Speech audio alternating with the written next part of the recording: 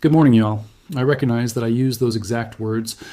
This week's severe threat is escalating fast in a recent forecast on this channel. And I want to address that directly and honestly right at the top of this video, because I think you deserve that honesty, and because the explanation for why I'm using them again is itself the most important piece of context for understanding what is happening with this week's atmospheric setup. When I titled a forecast Escalating Fast a few weeks ago, I was describing a model guidance trend. 4 consecutive cycles coming in more aggressive than the one before, a directional signal that demanded urgent communication even before the full magnitude of the event was locked in. That escalation had a ceiling. It converged. The models found their solution, the event verified, and the escalation resolved into a defined, bounded, severe weather outcome. What I am watching in the current model guidance is escalation without a visible ceiling. Escalation that has been running not for 4 model cycles, but for 7. Escalation that has not shown the convergence behavior that would indicate the models are approaching a stable solution. Escalation that, in the most recent runs, actually accelerated rather than plateaued, with the jump between the last 2 model cycles being larger than the jump between any of the previous 5. That is not normal model behavior for a progressive, well-defined, severe weather setup. That is the behavior of a model suite that is progressively resolving an atmospheric feature of extraordinary complexity and extraordinary energy, getting closer to the truth with each cycle, and finding that the truth is more extreme than the previous cycle suggested. I do not know where this escalation ends. I do not know what the ceiling is. What I know is that it has not been reached yet, that the trajectory is pointing toward the high end of what the atmosphere is capable of producing over the central United States in the current season, and that the communities in the path of what is developing right now need to be operating at full preparation, readiness immediately, not waiting for the escalation to resolve, not waiting for the day one outlook to reflect the full magnitude of the threat, but acting right now on the information that 7 consecutive escalating model cycles are providing. That is what this forecast is for. Let me give you the specific escalation trajectory, because the numbers tell a story that qualitative description cannot fully capture, and because I think the communities in the path of this event deserve to see exactly how dramatically the forecast has evolved over the past 72 hours. 72 hours ago, the model consensus for the central pressure of the primary surface low associated with this event was 978 to 973 millibars, a significant surface low, one that would produce a meaningful, severe weather event, but within the range of systems the affected region encounters several times per spring season. 48 hours ago, 973 to 968 millibars. The forecast had deepened, the severe weather potential had escalated, and the operational meteorological community began paying closer attention. 24 hours ago, 968 to 960 millibars. A dramatic single-cycle deepening of 8 millibar that moved the forecast from significant to potentially major and prompted the first SPC language upgrades in the extended Outlook products. In the most recent model runs, completed in the past 6 hours, the central pressure forecast has dropped to 958 to 948 millibars, with the most aggressive ensemble members touching 945 millibars at peak intensity, 945 millibars over the south-central United States during peak Gulf moisture season. That number does not belong in a spring severe weather forecast. It belongs in a discussion of the most extreme extratropical cyclone events in the modern observational record for the continental United States. And the fact that 7 consecutive model cycles have been marching toward it rather than away from it is the signal that is driving every word of urgency in this forecast. I want to place that 945 millibar number in its historical context, because historical context is the most powerful communication tool I have for conveying what a number like that actually means for the communities in its path. The lowest sea level pressure ever recorded at an inland location in the contiguous United States was approximately 955 millibars, recorded during an extreme cyclogenesis event over the Central Plains, the superstorm of March 1993. The event that produced blizzard conditions from Alabama to Maine, tornadoes across Florida, and a storm surge along the Gulf Coast simultaneously, had a central pressure of approximately 960 millibars at its most intense. The April 2011 tornado outbreak, the deadliest in the United States since 1925, occurred within a surface low whose central pressure reached approximately 972 millibars. The models are advertising a surface low this week with a central pressure that is potentially 10 to 27 millibars deeper than the surface low that drove the 2011 outbreak, in a moisture environment that is more extreme than the 2011 outbreak's moisture environment, during a week when the soil moisture across the affected region is already elevated from preceding rainfall. I'm not telling you that this week's event is going to produce the 2011 outcome.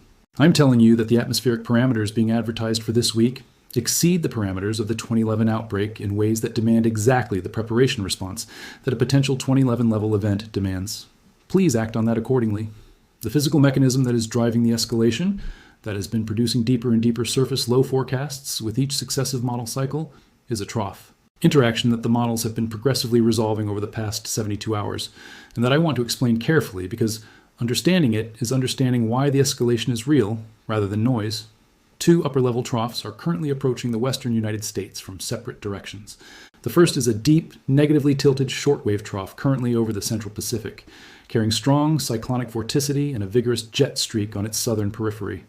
The second is a cutoff low currently parked over the desert southwest, the remnant of a system that was forecast to be absorbed into the westerly flow last week, but that has instead maintained its closed circulation and is now being captured by the approach of the Pacific shortwave. When a fresh, energetic shortwave trough captures a pre-existing cutoff low, the resulting merged vorticity maximum is dramatically more powerful than either feature individually. The vorticity values add, the divergence patterns reinforce, and the surface cyclogenesis response to the combined upper-level forcing is explosive rather than incremental. The reason the models have been escalating for 7 consecutive cycles is that the Pacific shortwave was undersampled in the initial conditions of the earlier runs. The data-sparse Central Pacific is always the weakest link in the operational model initialization chain, and each successive cycle, with better satellite and aircraft reconnaissance data, has resolved the Pacific shortwave as deeper, more energetic, and more perfectly positioned for the most explosive possible interaction with the southwest cutoff low. The escalation is the models finding the truth about the Pacific shortwave. And the truth they are finding is that it is one of the most energetic upper-level disturbances to approach the western United States in several years. The tornado threat that the merged vorticity maximum and the resulting 945 millibar surface low produces is where I need to be the most direct, the most specific, and the most unsparing with you. Because the parameter values being generated by the interaction of that surface low with the extreme Gulf moisture environment are values that the historical severe weather database has seen only a handful of times. And the outcomes associated with those handful of times are events that the affected communities have never forgotten. The significant tornado parameter, the composite index that combines CAPE, shear, moisture, and lifting into a single number calibrated against the historical tornado climatology, is being advertised in the most recent model runs at values of 12 to 18 across the primary initiation corridor from North Texas through central Oklahoma and into southern Kansas. 12 to 18. I said earlier in this forecast that the climatological mean STP value for EF5 tornado proximity soundings is approximately 4.5. 12 to 18 is 2.5 to 4 times that value. It represents an atmospheric environment that is not just favorable for violent tornadoes. It is an environment that is saturated with violent tornado potential, one in which multiple simultaneous long-track, violent wedge tornadoes are not a worst-case scenario. They are the expected outcome. Please sit with that for a moment. The expected outcome of this atmospheric environment, if these parameter values verify, is multiple simultaneous long-track violent tornadoes across the primary initiation corridor. Not the possible outcome, the expected outcome. The preparation that expected outcome demands is not a heightened awareness and a quick check of the weather app. It is a fully executed, fully stocked, fully practiced shelter plan that every member of your household can execute in under 2 minutes in complete darkness. And it is y'all call active on every phone in your household before the sun goes down tonight. The geographic footprint of the tornado threat from this event has escalated in parallel with the intensity, and the footprint escalation is in some ways the more consequential development for total community impact, because it puts communities that are not accustomed to being in the core of a major outbreak inside the primary risk corridor. The primary initiation corridor, North Texas through central Oklahoma through southern Kansas, is the core. Those communities have the severe weather culture, the shelter infrastructure, and the preparation reflexes that the core demands. But the threat does not stay in the core. The surface low that deepens to 945 millibars produces a pressure gradient that drives the warm front hundreds of miles northeast of its climatological position, extending the high shear, high instability, severe weather environment into Missouri, Illinois, Indiana, and Ohio during the late afternoon and evening hours, and into Pennsylvania, West Virginia, and western New York during the overnight and early morning hours. The overnight and early morning extension is what concerns me most from a life safety perspective, because the communities from the Ohio Valley to the mid-Atlantic are not in the traditional Tornado Alley severe weather culture. They are going to encounter this threat during the hours when their population is least alert and least responsive to conventional warning systems, And the QLCS tornadoes that the overnight squall line produces are going to have warning lead times of 3 to 5 minutes or less, lead times that are only actionable for households that are already awake and already moving toward their shelter when the warning is issued, or that have y'all call cutting through their sleep and getting them moving before they are fully conscious of the threat. The overnight extension of this event's tornado threat is not a footnote. It is a primary life safety hazard for 60 million people in the Ohio Valley and Mid-Atlantic who are currently not thinking about tornadoes at all. Please, if you're in that population, please set up y'all call before you go to sleep tonight. $14.95, link in the description, 5 minutes, potentially the most important 5 minutes of your week. The straight-line wind threat from the squall line that organizes from the afternoon supercell phase has escalated proportionally with the surface low-depth forecast. And the numbers being advertised in the most recent model runs are numbers that belong in the same conversation as the most significant derecho events in the modern record. The rear inflow jet associated with a 945 millibar surface low in an environment with the thermodynamic profile this week is assembling is not a moderate organizational feature. It is a concentrated, violent mid-level inflow that accelerates toward the surface at speeds that, in the most intense bow echo cores, are being forecast at 90 to 115 miles per hour. 115 miles per hour of straight-line wind is not a severe thunderstorm wind warning. It is an event that causes damage indistinguishable from a weak tornado, that collapses agricultural structures, that fails power transmission towers, rather than merely distribution poles, and that produces power. Outages across a 500 to 700 mile corridor simultaneously. The mutual aid resources required to address simultaneous, widespread outages across that corridor do not exist in the affected region. They have to be imported from unaffected regions, and the logistics of mobilizing those resources takes 24 to 48 hours minimum. The communities at the end of the restoration queue after an event of this scope may wait 7 to 10 days for power restoration. Please prepare for that specific duration, not as a worst case, as the realistic central estimate given the event parameters the models are currently advertising. The rainfall and flash flooding dimension of this escalating threat is where the 945 millibar surface low's moisture transport capability produces its most geographically extensive and most persistent impact, and the rainfall totals being advertised in the most recent model runs are totals that, when I first saw them, I went back and checked the model output 3 times because I wanted to make sure I was reading the graphics correctly. I was. The ensemble mean rainfall total for the primary precipitation corridor over the 48 to 72 hour heaviest precipitation window is 8 to 14 inches. The ensemble 95th percentile is 14 to 20 inches. The most aggressive individual ensemble members, which in extreme moisture transport events have historically been more accurate than the ensemble mean, are advertising 20 to 28 inches in the most focused training corridors over the Missouri, Bootheel, western Tennessee, western Kentucky, and the upper Ohio Valley. 28 inches of rainfall in 72 hours on already saturated soil. Into river systems that are already running above flood stage in some locations and approaching flood stage in others. The Ohio River, the Tennessee River, the Cumberland, the Arkansas, the White River in Arkansas, the Wabash in Illinois and Indiana. Every major river system in the affected corridor is going to be receiving simultaneous extreme inflows from its entire drainage basin as the training precipitation event deposits its totals across all of the headwater drainages simultaneously. The flood response on those river systems is not going to be measured in feet above flood stage. It is going to be measured in record crests, multiple simultaneous record crests on multiple major river systems across the central and eastern United States, arriving in the days after the rainfall ends as all of the upstream water works its way downstream. This is not a flood watch situation for the communities along those river systems. This is a get out now while you still can situation for the communities in the most vulnerable low-lying areas of those floodplains. Please check your National Weather Service River Forecast Center products today. Please know your river stage. Please know at what stage your property and your access roads are at risk. And please, please, please remember the delayed crest dynamic. The most dangerous flooding arrives after the rain stops, when the public's attention has shifted to cleanup and the roads are already impassable.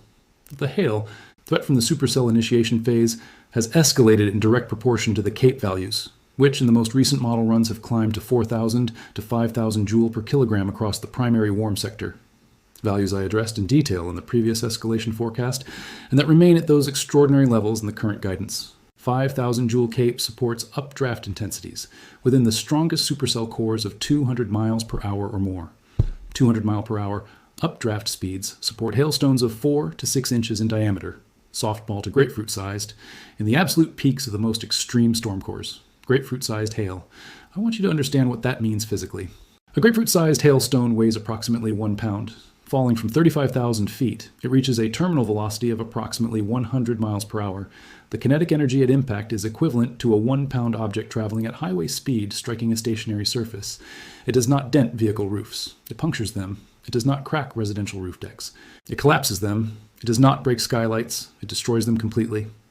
The hail damage from the most intense storm cores of this event is going to require not insurance adjustment, but structural engineering assessment for the buildings directly impacted. Please get your vehicles under cover today, not tomorrow. Today. The initiation window opens during the early afternoon hours of the primary event day, and the time to make covered parking arrangements is now, while those arrangements are still possible to make. The agricultural impact of this escalating event is something I want to address with the specificity that farming communities in the path of this system deserve, because the convergence of 5,000 Jewel Cape hail, 115 mile per hour, straight line winds, and 20-plus inch rainfall totals arriving simultaneously across the primary agricultural corridor of the United States is not a crop damage event in the statistical sense. It is a generational agricultural disaster for the operations in its direct path. Standing crops destroyed by hail, grain storage structures collapsed by wind, fields flooded to depths that kill root systems and delay replanting by weeks or months, equipment damaged or destroyed by the combination of hail, wind, and flooding, soil compaction from both the impact of extreme rainfall and the saturation that prevents timely field access afterward. The farming families across North Texas, Oklahoma, Kansas, and Missouri who are currently in the middle of spring planting operations are facing the potential destruction of an entire season's work in a single 48 to 72-hour window. I cannot change that. The atmosphere is going to do what the atmosphere is going to do. But I can make sure those families have the clearest possible picture of what is coming so that they can make every protective decision that is still available to them before the event arrives. Move equipment to the highest available ground. Secure every grain storage structure against the wind loading. Get your family into shelter well before the initiation window opens. And please know that this community sees the full weight of what this event means for you and that you are not a footnote in this forecast. You are its subject as much as anyone else in the affected corridor. Here is your preparation directive, and I want to give it to you with the full weight of 7 consecutive escalating model cycles behind every word. Identify, stock, and practice your tornado shelter right now. Not when the watch is issued, right now, because the escalation in this event's parameters has outpaced the public preparation response. And the gap between what is coming and what most communities are currently ready for is wider than it should be at this range. Set up, y'all. Call on every phone in every household in the affected corridor tonight. Every phone, $14.95. Link in the description. The overnight extension of this event's tornado threat makes y'all call not a recommendation, but an imperative for every community from Texas to Pennsylvania. Know your flood routes and your alternate routes, and check them after each rainfall round, because roads that are passable on day 1 may not be passable on day 2. Check your River Forecast Center river stage. Products today and set up stage alerts for every river system near your home or your access routes. Prepare for 7 to 10 days of power outage, self-sufficiency, backup power for medical equipment, temperature management plan, full supply of water, food, and medications, communication plan, independent of continuously charged devices. Get your vehicles under covered parking today. Have every hard conversation with every vulnerable person in your life today. Check on every neighbor today. And please share this forecast with every person in your life who is currently unaware of what 7 consecutive escalating model cycles are pointing toward, because the most dangerous gap in this event is not between the storm and the shelter. It is between the atmospheric signal and the public awareness. The severe threat is escalating fast. It has been escalating for 7 cycles with no visible ceiling. Please treat that trajectory with the full seriousness it demands.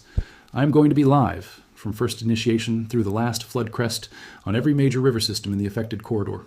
Subscribe, hit the notification bell, and I will see y'all in the live stream.